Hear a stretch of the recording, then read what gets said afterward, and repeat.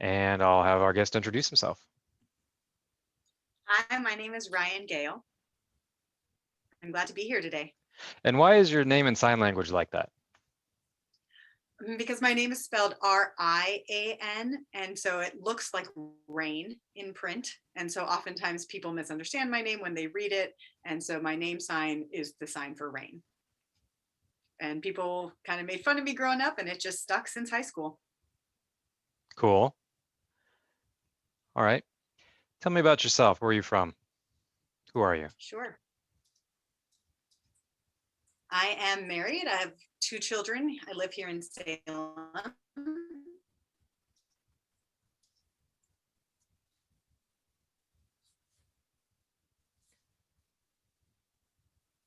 He's frozen for me. You say, right. So I grew up in Jamaica. And then I came to school in the States, picked up American Sign Language here, ability and social justice.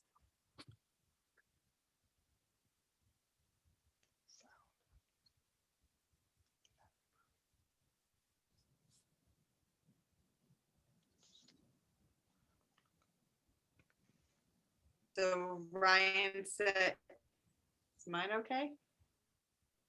Ryan said, I'm from Jamaica. My first language was Jamaican Sign Language. And then I moved to America for school and picked up ASL here. Yeah, Christina keeps freezing. Let's see.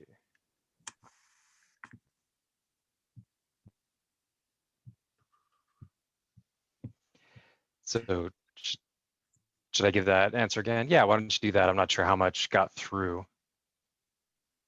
Okay, I've got 2 kids. I live here in Salem. I'm married. I grew up in Jamaica.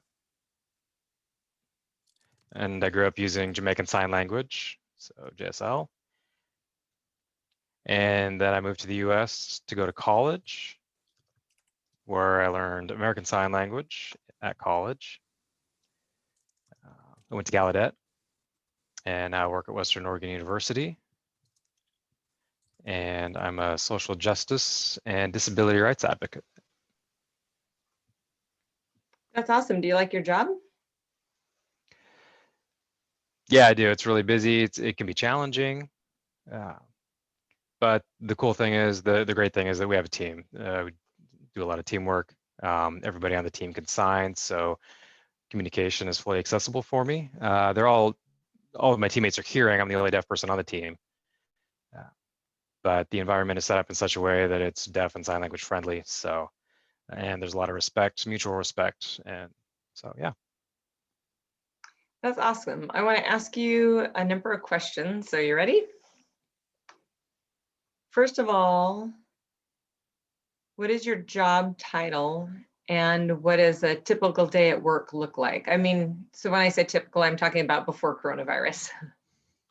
Sure. Thanks for asking. I'm the Assistant Director for Accessibility and Inclusion in the Office of Disability Services at Western Oregon University. So a typical day will have me working with a variety of different students who have disabilities and are on campus. They have to provide documentation for a disability. Disabilities might include ADD, deaf blind, hard of hearing, mobility issues, so all kinds of disabilities.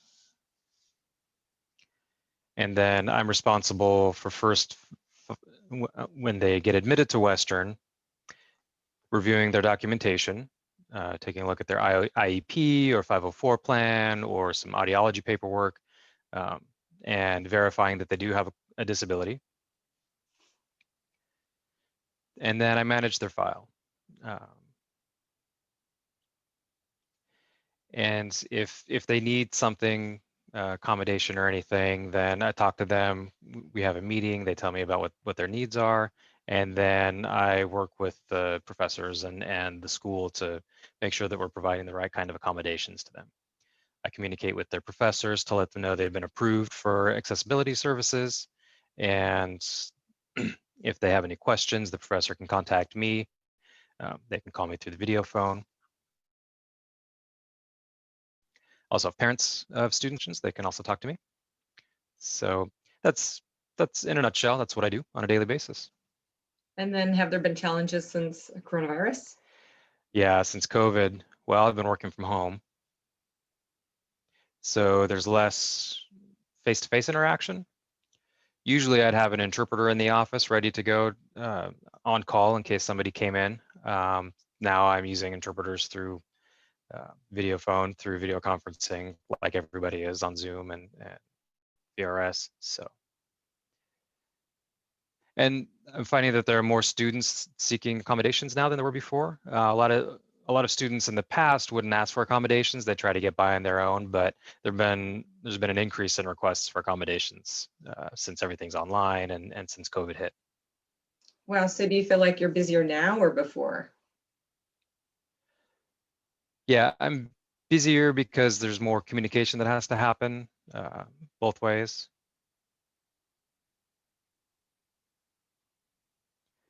And also because everything's online, there's more Zoom meetings, more YouTube videos, lots of different kind of video materials are shared with students and by professors. So captioning's there's a lot more captioning that has to be done, and that's not specifically my department, what I do, but in our office we do captioning. So they've been really busy with that, making sure that all the videos that are being used in this distance learning environment get captioned. That's kind of fascinating. So tell me what you like about your job. I love working with students who are coming to college, who maybe aren't sure about how this is going to work, being that they have a disability. Maybe they think that they can't go to college because of their disability, or maybe a professor doesn't understand why somebody with a disability would be in their classroom. I've had to do some education with professors about how people with disabilities can be in college and that they just need some accommodations. And so I've had students come to my office frustrated at how they've at the barriers that they've had in class, and so I get to work with them and problem solve. And I've seen a lot of success stories and got a lot of thanks. And even students who have graduated and gone on have let me know that if it wasn't for the accommodations they've gotten from the college, from our office, they wouldn't have made it through school. That's wonderful, and I'm sure there's different people from all over and different kind of roles that have been able to graduate from that and to see the success. I think it's important for Oh people yeah, to have that as a role model. So that's absolutely. great to see those accommodations being offered. Yeah.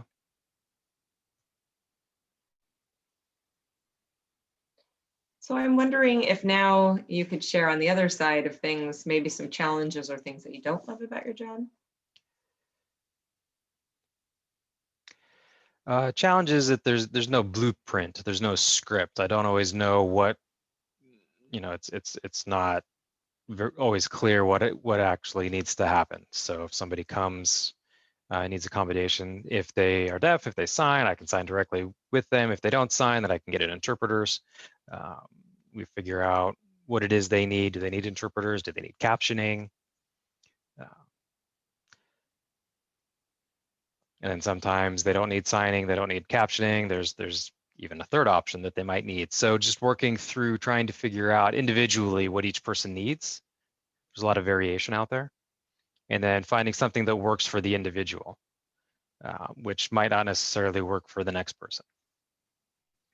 And when things don't work, it's frustrating too. And also with the professors, they might think a certain accommodation might work, but then we have to go in and do some education about why what the professor's used to is going to have to be changed for the sake of the student. And there can be a tussle there. So the college is required to provide accessibility.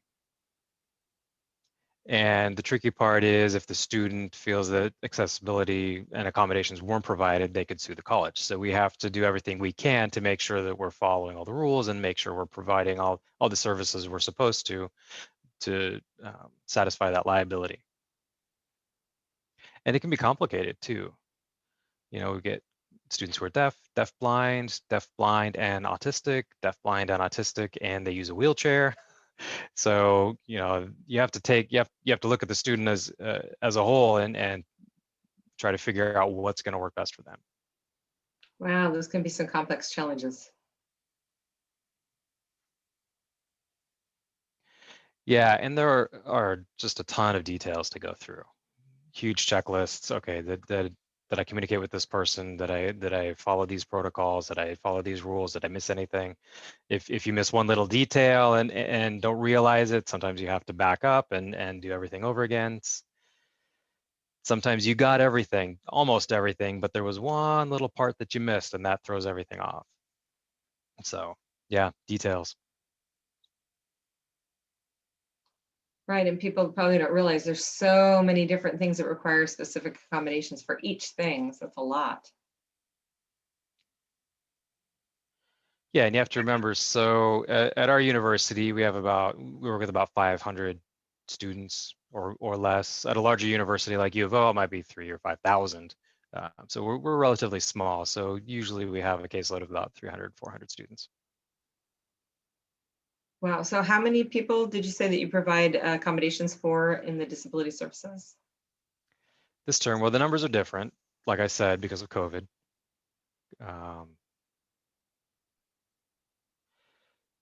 We were serving about 500 students, but with COVID, enrollment's down. So I'd say we're probably in the neighborhood of 400.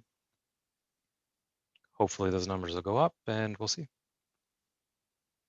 But those numbers seem, pretty high still, I think. I think about like, when you look at the background or students coming from a school for the deaf type of thing. So I think that's a pretty good number, really. Yeah, usually it's above 400. Now we're just under, I think. So what kind of education is required for this position? So English skills are a must. Communication skills are a must. I do a lot of emailing. I make a lot of phone calls. And then budgeting also, money management, because we do have to deal with the budget. And then some office procedure things, but then in particular, disabilities. I study disability rights, disability awareness, with a focus on deaf rights. I've broadened that since, deaf, blind, hard of hearing. So understanding those kinds of things. Understanding the ADA, knowing the law, the federal and state laws. So the Federal Rehab Act, 504. Knowing how those laws affect and regulate accessibility. That makes sense, because if you didn't have an understanding of those past laws and how that relates to the students, it would be very difficult to help them. Right. So what does a typical schedule look like? And you could talk about, pre-COVID and past or whatever. Okay. Well, I work Monday through Friday, 8 to 5. And I would go to the office in the past. Now I'm working from home. For the most part. On Wednesdays, I still go into the office. We're opening up slowly. So me and my office mates take turns. Wednesday is my day to go in. Yeah. Hi, do you mind turning off your camera, the person that just joined? Thank you. Okay, and that makes sense that you want to maintain a limited number of people in a building, but that's nice that you're able to go in once a week or whatnot, so take care of the little things. And there are times when I'll work evenings or weekends as needed. If there's a big event, if there's going to be an expo or something, or workshops that I need to take or provide. I do continuing education, classes on communication, and also provide trainings to people. So sometimes there's after hour stuff. Sure. And how many deaf employees are there within your area that you work? I'm the only one in the office. There are more there at Western. I think there are 10, maybe more than 10 deaf employees. Most of them are professors. And they teach in the ASL studies department. In the disability services office, I'm the only deaf employee. So how do you communicate then with your coworkers and your supervisor? Do you have an assigned designated interpreter? Do you do texting, or how does communication happen then when you are the only deaf person within your office? Yeah, it's a good question. So there are different resources we use for communication. One being interpreters. I don't have an interpreter with me all the time. I have office hours, on-call hours with interpreters. So from 8 to 10, I have an interpreter in the office ready as needed. And then if a student comes into the office, the interpreter's there and ready to go. And that's also a window of time that I know if I need to go talk to somebody else on campus, I have an interpreter available to me. And then in the afternoon, I also, from 2 to 5, I have an interpreter. And then if somebody wants to meet with me at a different time, I can schedule an interpreter in advance and we can make an appointment so that I have an interpreter there. If they're unable to come to that morning window or that afternoon window, because I don't have an interpreter between 12 and 2, I do have a device called an Ubi Duo, which is a couple of keyboards with screens. So if somebody comes in at the last minute and there's no interpreter, we can have a text conversation. We can type and then read what each other's typing. So there's that. Other than that, my coworkers sign. We can communicate. So I appreciate that. And when there are new employees that are hired in our office, they always learn sign language. I want to say there's 7, 8 student workers that I supervise, and 60% of them sign, so we can communicate directly. And then the others who don't sign, we communicate through email, IM, iGoogle, instant messages. And that actually saves time, so they don't have to get up from their desk and walk over to find me. They can just send me an instant message. And then also with my phone, I've got an app on my phone. So if I'm out on campus, getting lunch, going for a walk, and run into somebody, need to talk to them, I've got a speech to text app. So I can type something out, they can speak into my phone, and then I can read what they have to say if they don't sign. Yeah. Great. It sounds like you have a variety of different communications modes to be able to work with a variety of different people. So is there something that you use most? Would you say the highest percentage of time you're using an interpreter or the phone or typing? Mostly I'm using interpreters.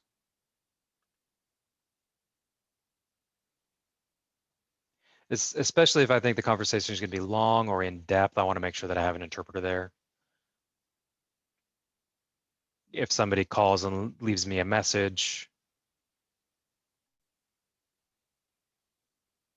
I've got a phone that they can call, and then if the interpreter's there, they can answer that phone. If I don't have an interpreter with me, then I'll get on my video phone and call them back. But I have to be careful about using the video phone because my office handles student personal information, personal identifying information. So I have to be careful how I talk about students and what information I'm sharing over the phone if I'm not using college staff. One time I was interpreting, I got an interpreter. I said I was from Disability Services. It was a VRS call. And the person that I was calling knows me well. We've talked many times, but because I was calling through VRS and it was a different voice, they were confused. They didn't know who I was, so they hung up on me.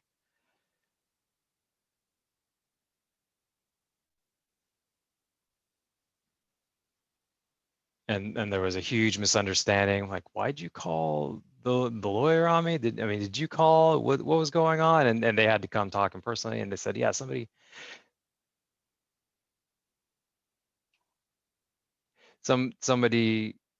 they came and told me that somebody from the district attorney's office, not the disability services office, because in sign language, DA and DA can go either way, depending on the context. And so the VRS interpreter misunderstood, messed that up, and there was a huge misunderstanding. They thought I was calling the attorney on them. So I had to, when I'm calling through VRS, now I know when I sign disability, I make sure, okay, that's disability, right? And it's not district attorney. So it takes more work to make sure the phone calls go well when I'm using VRS.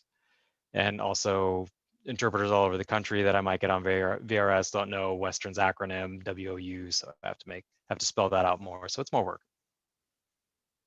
Right. I've had struggles, using VRS myself. Sometimes it's just a real challenge, and trying to show like who I am and working through an interpreter, and it doesn't always make sense. So I get it. There's a lot of miscommunications that happen that way. Right, and the professors and the students don't have any patience. I try to call them and they hang up on me because they think I'm a telemarketer, right? Mm-hmm. They're like, "Who are you?" And so they hang up on me. And so I have to give the interpreter instructions. Don't introduce yourself. Just start talking. This is what we're doing. Yeah. Yep. I feel you, man. I feel you. I've had the same experiences. I was just talking with a coworker about frustrations through VRS interpreters. I mean, there's, some do a great job. Maybe they don't know all the words, but we have to do, an emphasis on in our signing to make sure that it's going to be clear for the interpreter to make sure all that communication goes out, because they can't read our minds. So I'm aware of that, but I think sometimes we forget about it. We just go about, our daily thing, and then it's like, oh shoot, sorry. And we need to expand out a little more for the interpreters to make sure that it's clear.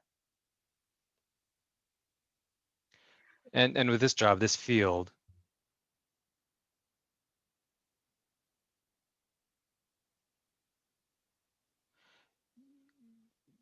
there are a whole lot of disabilities out there. I mean, people know the big ones: deaf, blind, hard of hearing, but there are a lot of disabilities with some crazy names, long technical names. And so I keep running into different disabilities that I've never heard of, right? Like some people can't get up in the morning. I'm like, oh, that's a disability. I didn't know that. Or some people have disabilities related to food. They can't eat tomatoes or kiwi or something really specific. Wow. And so, I start thinking, okay, how do you survive if you can't eat that particular food? But there's one with a huge name where you can't smell anything.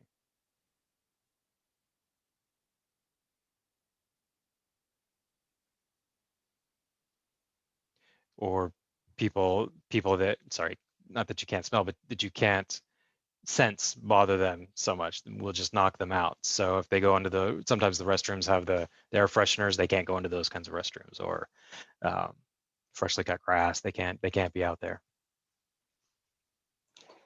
It is amazing to think about how many different disabilities are out there then. Right. Learn something new all the time. Yeah. Yeah, I'm always learning new things. Wow. Yeah, I just hadn't realized, I never thought about how much there can be involved there then.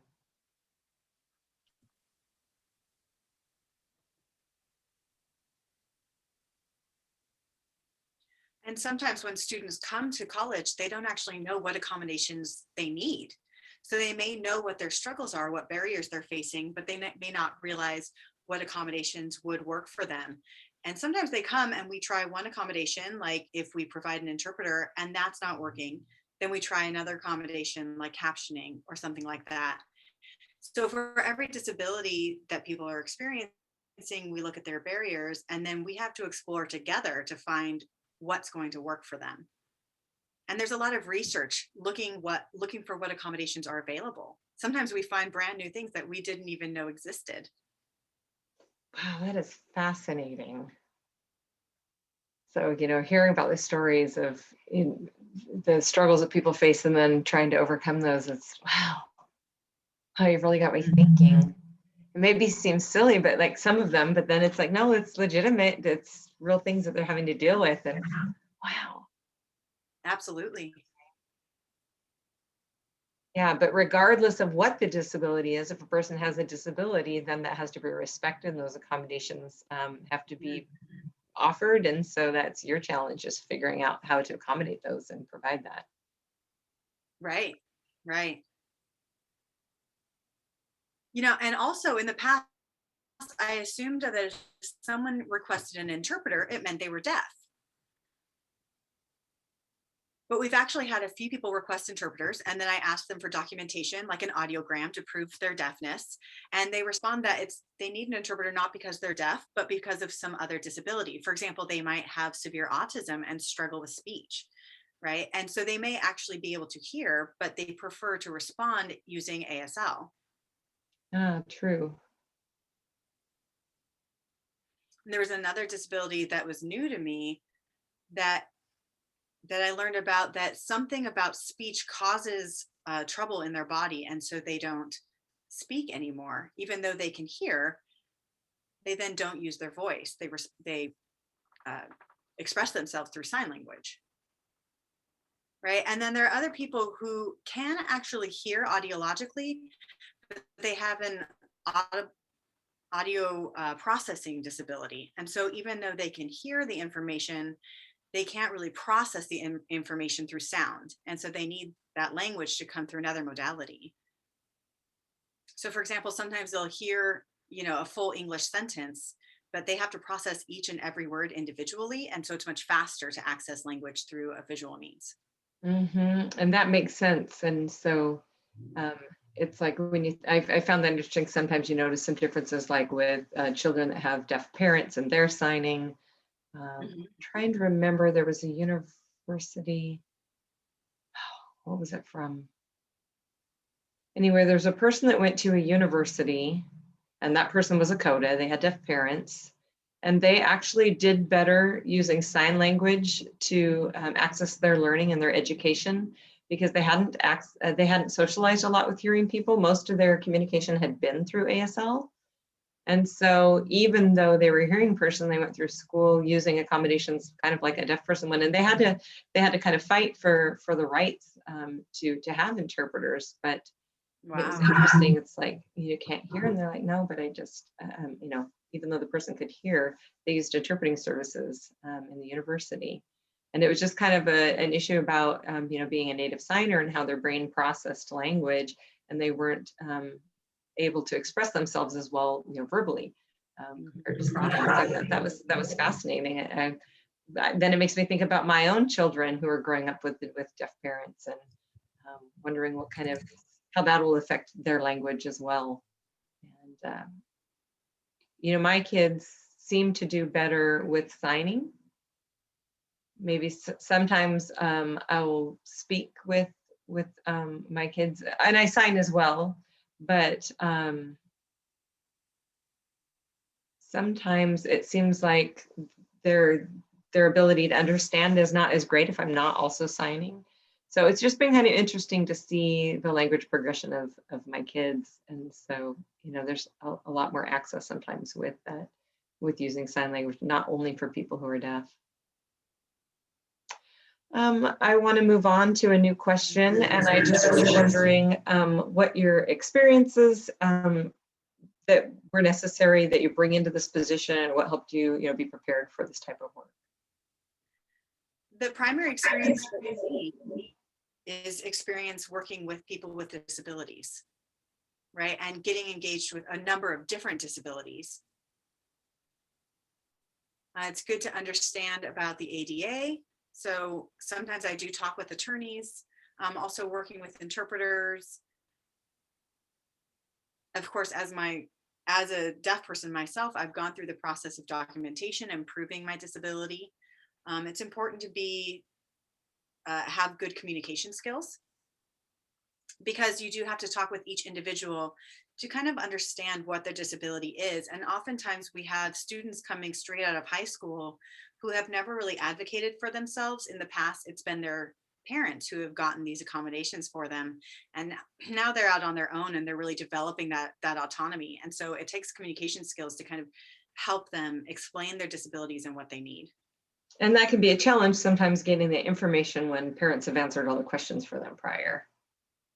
Right. And sometimes you just start with something, right? You offer one accommodation, see how that goes, and then that can start the process. You go from there and check in with them about, is that accommodation meeting your needs or not? If not, then we can try something else. So a lot of times they don't actually know what they need. And so it's a bit of a trial and error to see what's best. Sure. So how did you apply for your current position, or how would somebody go about who's interested in that type of position? Good question. Yeah, so these positions get posted online, and that's how I found this position. That it was a job posting online. I filled out the application and attached my resume and a cover letter. And then there was a bit of a waiting period. Then they asked me for a phone interview. So I was interviewed on my video phone. There was an interpreter on that or with that panel. And so once I passed that round, then they brought me in for an in-person interview. And we had an interpreter there as well. And then I was selected for the job. Did you have to ask for an interpreter, or did they automatically provide that? I did let them know that I was deaf. And when they invited me for the interview, I did that when they invited me for the interview. So they invited me for the phone interview. I told them, that's great. I would love to come in for an interview. I am deaf, so I would like, so we will need an interpreter there. And sometimes people will quibble about that, but in this case, they didn't at all. They knew the law. They knew that the interpreter needed to be provided. And so that was a smooth process here. If an employer doesn't provide an interpreter, that can be, they can actually be sued for that. So if there's ever a situation where an interviewer is not providing an interpreter, we can be aware that we have that right and we can follow up on it. All right, that's good to know. Mm-hmm. And anytime somebody's inviting a prospective employee in for an interview, they should be asking what accommodations will be needed. You might have a deaf-blind applicant, for example. Right. It's fantastic that Western has familiarity with those who are deaf and the appropriate accommodations. So that's great that that path was already kind of laid out and ready for you. Mm-hmm. Absolutely. Right. And sometimes when you say, hey, this is my disability and I need this accommodation, there can be a lot of confusion. But of course, here at Western, that didn't happen. Sure. I've got one last question, and then we'll open that up for the audience if they have any questions. And I just wanted to know if you have advice for somebody else who'd be interested in the position that you hold. Sure. I would say my advice for people interested in this field would be to learn about disabilities, all kinds of disabilities. You can learn about, learn through movies or watching videos online on YouTube or whatnot. Go and learn about all different kinds of disabilities and accommodations. Netflix has a number of different movies that you can watch and learn about them, and then do your own research. And then join disability groups, maybe on social media groups. There are on social media pages, there are groups where you can learn about different disabilities, and people post about their personal experiences and others. And then of course you can go to college and study disabilities formally and accommodations. Also, I would say start taking a look at your own IEP and 504, and during those meetings, take charge, right? Ask questions about what that process looks like and what that documentation is, so that you understand your own process. And then when you get to college, you'll be able to advocate for yourself because you will have already been doing it and learning that process in high school. So learn what accommodations work for you so that when you grow up and go to college, you can advocate for yourself and communicate that. Definitely. And I want to open that up to others then, the people who've been watching. If you want to just type into the chat if you have a question.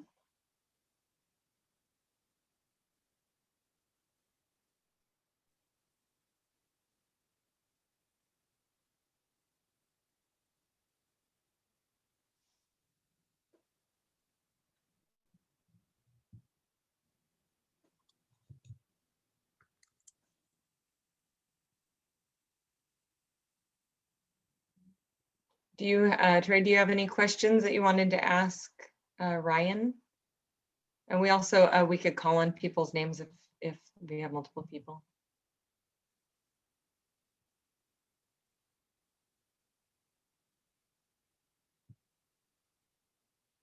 And a question's been typed in. If you can tell us a little more about your social justice activities and how you got into that. Ryan saying, yeah, I see that question from Eleni asking me about my social justice activities. Right, so my work in social justice began with my work with access. And then I started advocating for access on campus. When I would see something that wasn't working, I would speak up, or something that wasn't right, I would speak up. Some activities weren't accessible to a number of different people. Either they weren't deaf friendly or they weren't other disability friendly. For example, sometimes events were held in a building where in order to access the building, you had to cross over gravel, and that doesn't work for a number of people. So I did a lot of educating about accessibility. I would go and have one-on-one conversations with people. Other things have to do with parking. I've seen sometimes garbage cans being put in parking lots and actually blocking off accessible parking. And so people who are using wheelchairs need to park there, and it can block them from being able to get out of their cars. So more education. And then today I'm involved with more social justice around race and racism with Black Lives Matter. And I've gone and presented at a number of rallies. I'm often speaking about ableism. Ableism is discrimination based on an individual's abilities. So racism is discrimination based on skin color. Sexism is discrimination based on gender.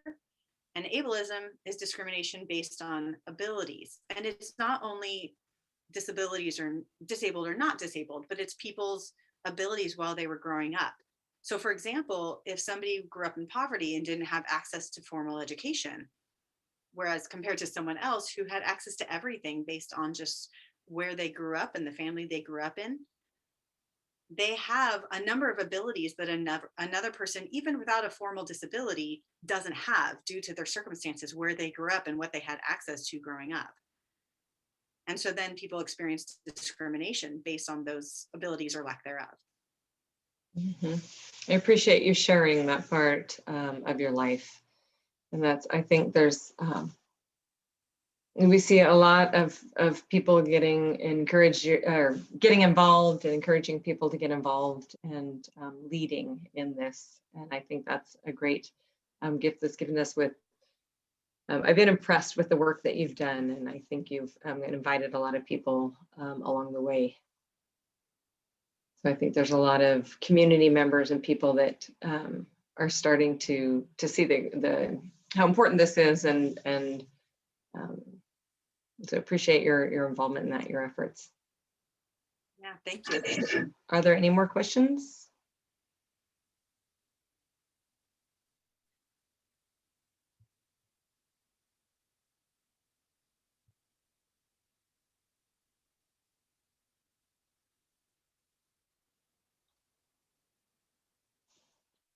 And a question from Allison that says, what skills have you learned in school that helped you the most in your career?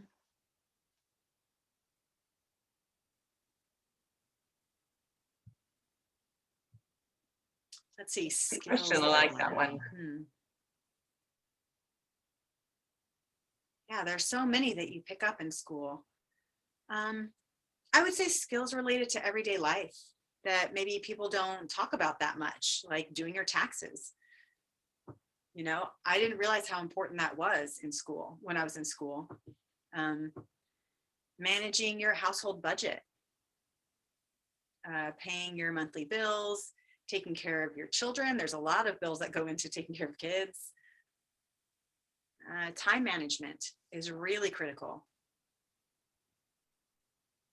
You know, as you get older and you get more and more busy, you do have to be able to time manage when you're doing which tasks, as well as when you're going to rest. It's really important to have that as part of your rhythm so that, you know, to take care of yourself. And so I have calendar apps on my phone that remind me of different things. It's easy to get going in your life and just forget different commitments. So yeah, that time commitment is really important. I agree. I have to do the same kind of thing. And I've noticed as I get older too, and then as a deaf person, we just sometimes miss some of the information that other people have easy access to, that's auditory, different kind of information that hearing people just overhear when they're walking around that we miss. So definitely have to be a little more intentional.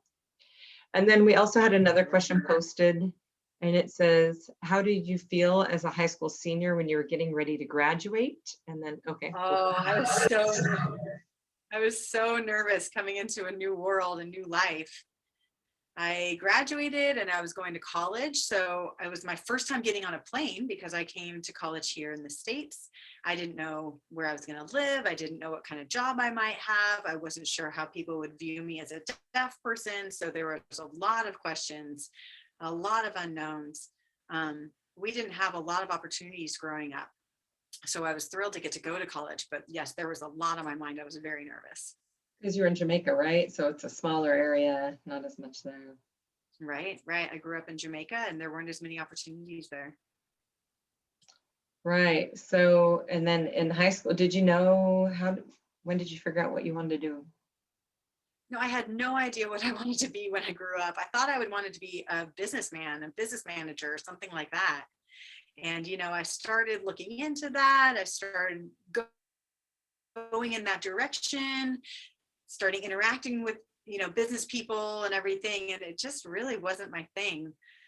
But then I got more involved with social justice, and that kind of went in that direction and found kind of what I liked. So I changed my major. I was a business major, and I changed to being a disability advocates major. And What made you decide to changed. go that route? What caused you to switch directions?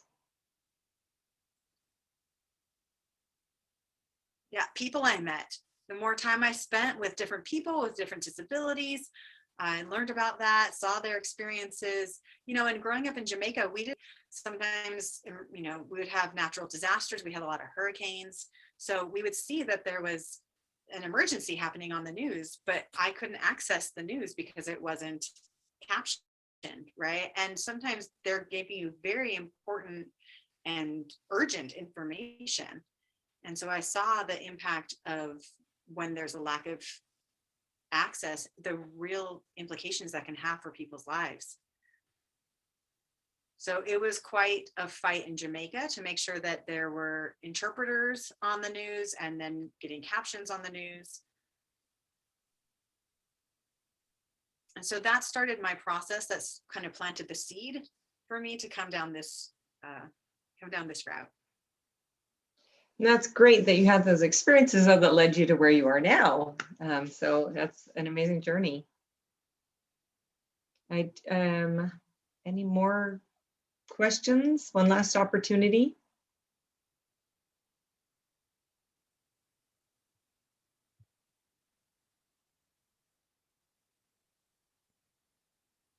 And Eleni's asking if you have any advice for high school students. And then we'll go ahead and close. Yeah, I would just say learn as much as you can. Read everything you can on the internet, watch YouTube videos, chat with people on social media, but also get out and about and meet people out in the real world. Just get to know people and see what's out there in life. But I would say also keep your mind open. You want to think about what you experience as a deaf person, but what also other people are experiencing with discrimination and all of these different isms in the world.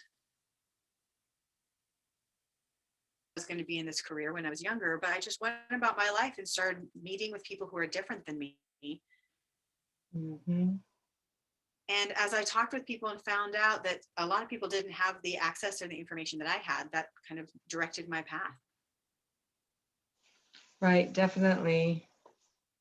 I think, sometimes feel like, people who have the same challenges or same disability or same background, like their experiences are all the same. It's like people are unique. Each person has different experiences based on where they're from or how their family was or how they were raised, or there's so many things that go into making a person who they are. And a lot of assumptions get made. So I think it's important that we, each person gets looked at individually. And we see that those needs based on disability, based on background, all vary because of that. Yeah, absolutely. Well, I definitely want to honor your time, and we just are so grateful for you coming and spending this time with us and allowing us to learn about who you are. And this has just been a great experience to learn about an awesome guy. Yeah, thank you for inviting me. I really appreciated it. And then see if anybody has further questions, you can email Chris and he can forward them along to me. All right, Bye, well, everyone. thanks so much. And everybody have a great evening. And also thank you for the interpreters joining us today.